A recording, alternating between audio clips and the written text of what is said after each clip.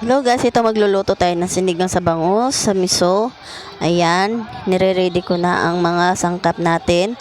Actually, hindi lahat ng sangkap ang binili natin dahil sa sobrang mahal ng gulay.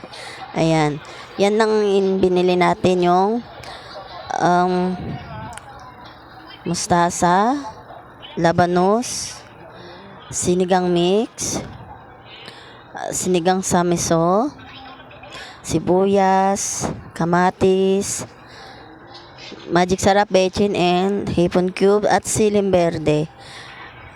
Ayan, yan ang po ang ano natin ngayon. Start na po natin hiwain. Unahin natin ang sibuyas. Ayan. Sibuyas ang una natin unahin.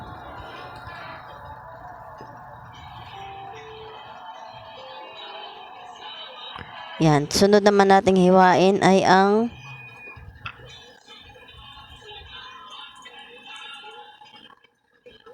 sibuyas,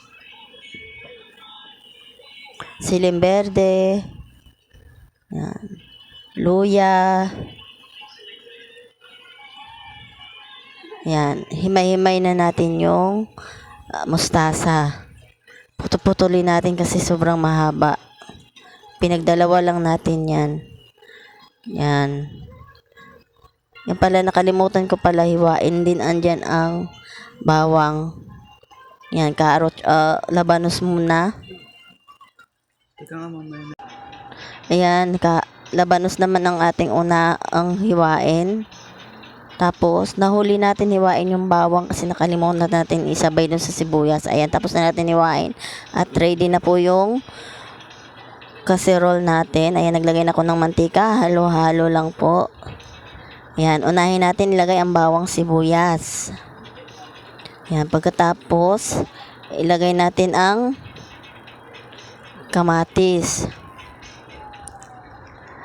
Pagkatapos mailagay ang kamatis, ilagay naman natin ang sinigang sa miso. Yan.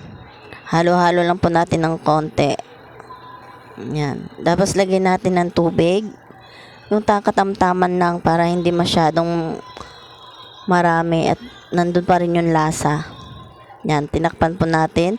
Ngayon ilagay natin ang siling berde. Yan. Yan. Yan, halo-halo lang po natin ulit ng konti. Yan, ilagay na natin yung bangus. Yan, masarap ngayon humigop ng sabaw dahil sa maulan na panahon. Yan, halo-halo lang po natin ng konti yan. Dahan-dahan lang po kasi baka madurog. Yan, lagay na natin yung hipon cubes, magic sarap, at bechin. Next natin ilagay yung sinigang mix na powder. Ayan, na halo-halo po natin ng konti. Dahan-dahan lang po, baka ito ay madurog. Ayan. Yan na po, takpan po natin ulit. Yan. Yan, lagyan po natin ng asin.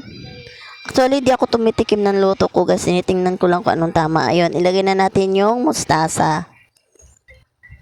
Yan. Inayos natin. Yan, halo-halo ng konti. Yan. Ayan na po yung ano natin, sinigang sa miso na bangus. Ayan, malapit na po siya maluto, guys. Ayan. Masarap po yan. Thank you for watching.